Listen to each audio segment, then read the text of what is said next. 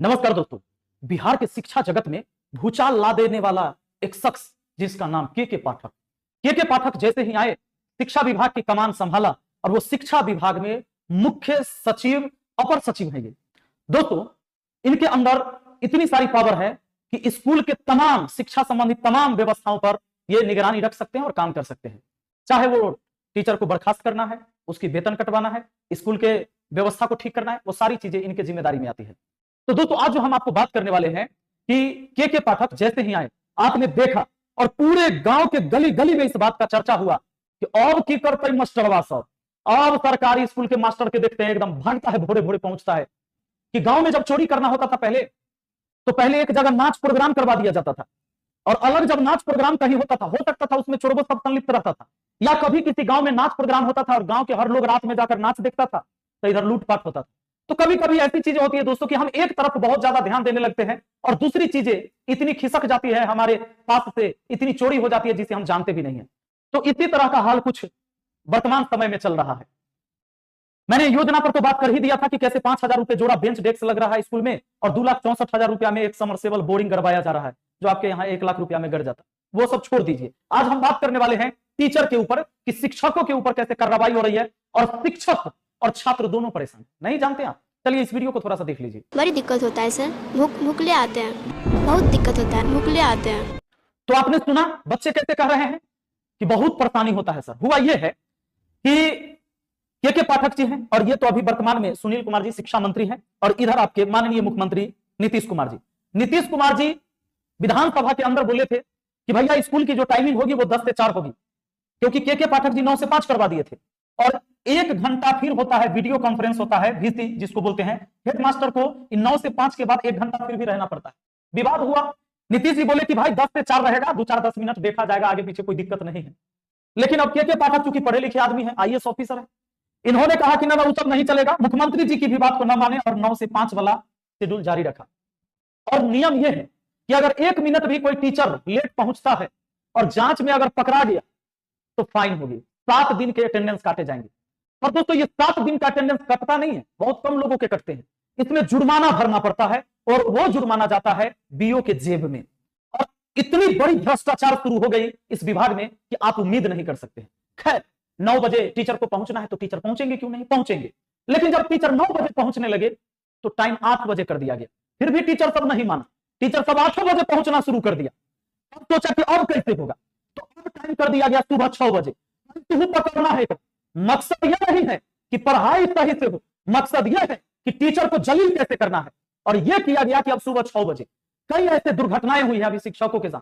सुबह 6 बजे पहुंचना है तो पहुंचना है। जरा सपोज करिए, आप कहेंगे कि पैसा लेता है तो जाएगा काहे नहीं। अच्छा, 6 बजे ना जाके 7 बजे से जाता और जितना देर आपका समय है पढ़ाने का उतना देर पढ़ा लेता, तो क्या दिक्कत था?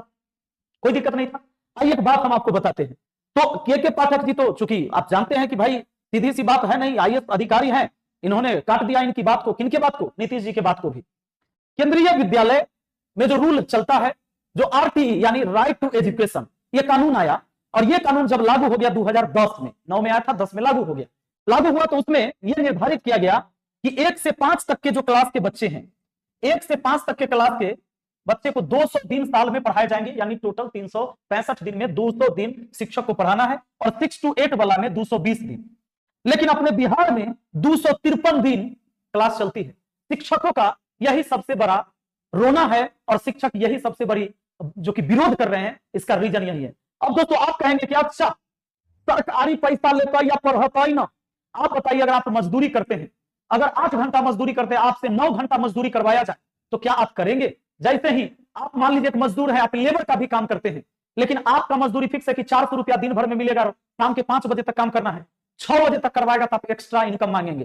जबकि आप जानते हैं शिक्षकों को कोई ओवर टाइम नहीं मिलता है, ओवर टाइम करने का कोई पैसा नहीं मिलता है।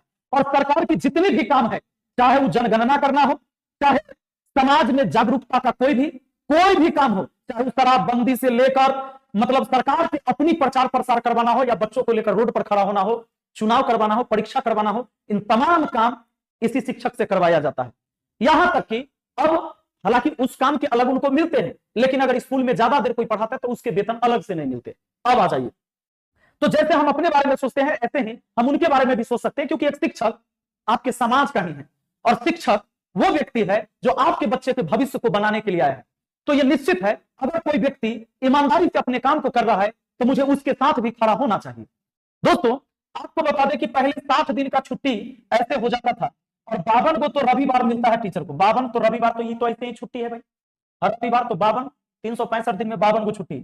7 छुट्टी ये होता था, जिसमें अभी क्या किया गया कि इसको 30 + 30 छुट्टी किया गया। 30 को पर्व त्योहार वाला छुट्टी है, 30 को गर्मी छुट्टी वाला कर दिया गया।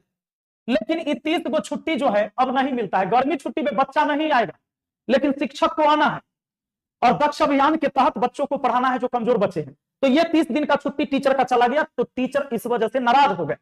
ये 30 दिन ये वाला मिलता है, तो टोटल मिलाकर 30 दिन ये छुट्टी, 52 को इतवार, तो 2 और 5 और 3 8, यानी 82 दिन उसको छुट्टी हुआ टोटल। तो अब 365 दिन में से 82 दिन को अगर मैं माइनस कर देता हूं, 5 में से 2 गया 3, और ई बच गया 16 में से, देखिए 16 में से 8 गया 8, बच गया 2, यानी 283। ये इसको आप 283 बनाइए, यानी कि 283 दिन ये ड्यूटी कर रहे हैं, जबकि इनको ड्यूटी 1 to 5 वाला को 200 दिन करना है, 6 to 8 वाला को 220 दिन करना है। अब इनको 283 दिन जब ड्यूटी करवाया जा रहा है, ये क्यों नाराज नहीं होंगे, क्यों गुस्सा नहीं होंगे? और दोस्तों, बात यहीं पर समाप्त नहीं होती है। आपको जब मैं बात बताऊं तो आप इस बात को जान लीजिए कि ये सारे रूल हैं। अब इसको जब आप पढ़ेंगे तो इतना मैं बहुत सारा चीज पढ़ के थोड़ा सा मैं बता देता हूं कि शिक्षा के महत्व को ध्यान में रखते हुए राज्य के नीति निर्देशक तत्व एवं संविधान के अनुच्छेद 45 में 14 वर्ष तक की आयु के बच्चों को निःशुल्क एवं अनिवार्य प्राथमिक शिक्षा आरटीई की व्यवस्था करने के निर्देश इस अधिनियम में दिए गए हैं। इसके साथ ही इस एक्ट को 1 दिसंबर 2002 को 14 वर्ष तक के बच्चे हेतु निःशुल्क एवं अनिवार्य शिक्षा अधिकार को मूल अधिकार बनाने एवं बच्चों को शिक्षा के अवसर प्रदान करने हेतु माता पिता एवं अभिभावक का मूल्य कर्तव्य बनाने के लिए संविधान में संशोधन 86वां संशोधन अधिनियम 2002 पारित किया गया। इस संशोधन के तहत संविधान में एक नया अनुच्छेद 21A जोड़ा गया। 45 अनुच्छेद में संशोधन किया गया। अब देखिए 45वां कब लागू किया गया? 1 अप्रैल 2010 को यह लागू हो गया, राइट टू एजुकेशन यानी आरटीई एक्ट। अब दोस्तों, इसमें एक चीज आपको और हम बताना चाहेंगे जो आपके लिए मेन है। देखिए, आरटीई धारा 17 का प्रावधान है, बच्चों को शारीरिक दंड नहीं देना है। जैसा कि आप सुनते हैं कि आप बच्चों को छड़ी से नहीं पीटना है, शारीरिक दंड नहीं देना है। लेकिन आप बताइए, सुबह के 6 बजे जब बच्चे आपके स्कूल में आते हैं और उनको 12 बजे छुट्टी मिल जाएगी, 1 बजे फिर टीचर वहां से जाएंगे, उस टाइम जब ये मार्च के बाद, आप जानते हैं मार्च के बाद आपको शुरू हो जाता है, अप्रैल में थोड़ी सी गर्मी, फिर मई जून में प्रचंड गर्मी अभी आपको देखने को मिलेगा। अप्रैल में यहां पर क्या किया गया? गर्मी छुट्टी दिया गया सरकार का। देखिए, मैं आपको बता दूं, मैं मुखिया हूं, इसलिए मुझे बोलने का दायित्व भी बनता है कि मैं बोलूं, अधिकार तो आपका भी, आप बोल सकते हैं। तो समस्या इस बात की है कि जब मैं मुखिया था, पिछले साल आपने एक वीडियो देखा होगा, मार्च में कंबल भेजा गया था बांटने के लिए सरकार की तरफ से। हमारे यहाँ की गरीबों को 7 को कंबल, मेरे पंचायत को हिस्सा मिला था। मैं आपको यहाँ पर फोटो दिखा दूंगा, वो वीडियो अपलोड भी है। 7 को कंबल बांटना था पूरे पंचायत में। वो भी कंबल आया था मार्च में कि गरीबों को देना है, क्योंकि ठंडा में तो गरीब के ठंडा लगता नहीं है, जब ठंडा लगेगा तो गर्मी में, क्योंकि मार्च में गर्मी, क्योंकि ठंड खत्म हो ही जाता है लगभग, आप देखिएगा अप्रैल के में गर्मी शुरू होती है, लेकिन आप जानते हैं कि मई जून में प्रचंड गर्मी होती है। अब गर्मी छुट्टी खत्म हो गया। सोचिए कि अगर एक व्यक्ति जो पढ़ा लिखा IAS अधिकारी हो, और आप सोचते हैं कि एक पढ़ा लिखा व्यक्ति ही बढ़िया से सब कुछ चला सकता है, तो नहीं। समाज को चलाने के लिए जब तक आपके पास सामाजिक ज्ञान नहीं है, किताबी ज्ञान बहुत महत्व नहीं रखता है मेरे दोस्त। तो इस बात को जानिए। अब जिस समय बहुत गर्मी है, उस समय बच्चों को आप 12 बजे छुट्टी देते हैं, बच्चा 12 बजे धूप में जाता है घर, और टीचर 1 बजे जाता है। ये कैसा है? ये कैसा लॉजिक है आपका? ये किस तरीके से चला? जबकि प्राइवेट स्कूल, अभी देख लीजिए, प्राइवेट स्कूल में गर्मी छुट्टी शुरू हो रहा है जी, और सरकारी स्कूल में छुट्टी खत्म हो गया गर्मी वाला। ऐसे चलता है। के पाठक जी, थोड़ा सा दिमाग लगाइए आप। और जो शिक्षकों को अगर आप इस तरह से परेशान करेंगे, तो देखिए, शिक्षक और बच्चे हमारे देश के लिए बहुत जरूरी है। शिक्षक हमारे बच्चे के भविष्य को बनाते हैं। तो शिक्षक को हम नाराज करके ना तो कोई जबरदस्ती किसी से ज्ञान दिलवा सकता है, और ना ही बच्चे को जबरदस्ती प्रेशर देके उसे हम पढ़ा सकते हैं। सुबह 6 बजे बच्चा पहुंचेगा, कितने बच्चे खाना पीना खा के आते होंगे, और उनको 12 बजे तक रुकना है। 10:30 बजे आप, और 10 और 10:30 बजे में उनको लंच दिया जाएगा स्कूल में, जो खिचड़ी खिलाए जाते हैं। सुबह 6 बजे से 4 घंटा भूखे बच्चा रहेगा। आप सोचिए, क्या बच्चा पढ़ पाएगा? नहीं पढ़ पाएगा। तो जरूरत है इसको समझने का, और तानाशाही तरीका नहीं होना चाहिए।